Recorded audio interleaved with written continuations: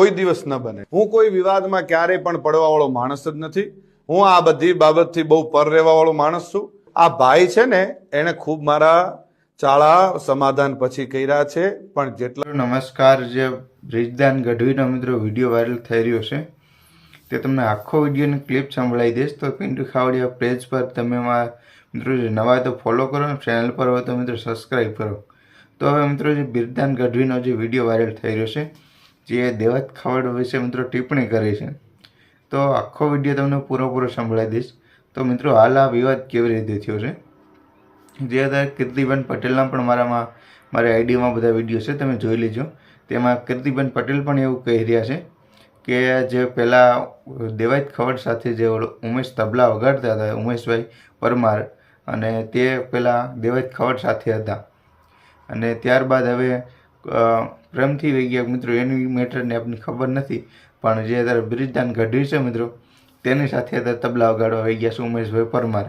તો દેવાયત ખવડ મિત્રો જેની સાથે ઉમેશ પરમાર દેવાયત ખવડ સાથે રહેતા હતા, તો બ્રિજદાન ગઢવીનું સમાધાન થયું ત્યારબાદ એની કંઈક ટિપ્પણી કરી હોય મિત્રો, એ તો નથી ખબર, પણ કીર્તિ પટેલે કેસરી ટિપ્પણી કરી હતી। તો હવે ઉમેશ પરમાર જે બ્રિજદાન સાથે વહી ગયા, તો ઉમેશ પરમારે ન્યાજની વાત કરી બ્રિજદાનને, તો હવે એકાબીજાને સામે ટક્કર થઈ છે।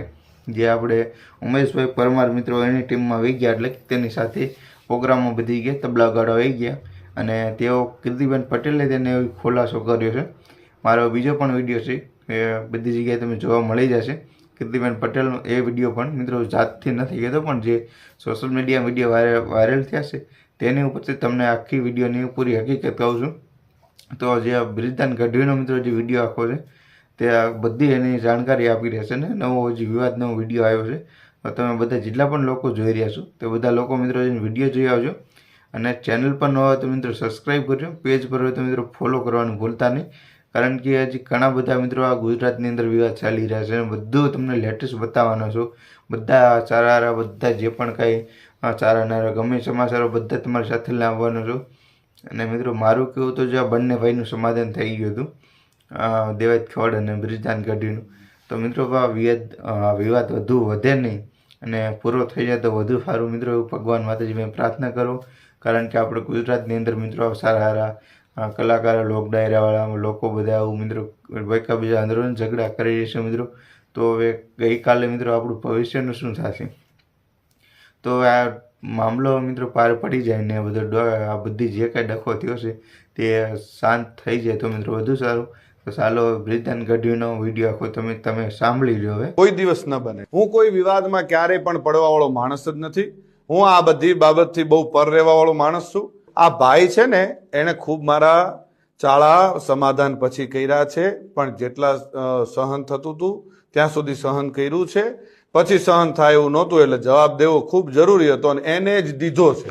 આ પાકું હજી કહું છું કે 2025નું એને જ કીધું છે મેં, એમાં હજી હું કહું છું, રિપીટ કહું છું કે એને જ કીધું છે, અને એને જે મજા આવે એને એ છૂટ છે। એને બહુ મોરાનો શોખ છે, તો એને છુપા એના એડ્રેસ રાખવા પડે છે, એને છુપી રીતે રહેવું પડે છે।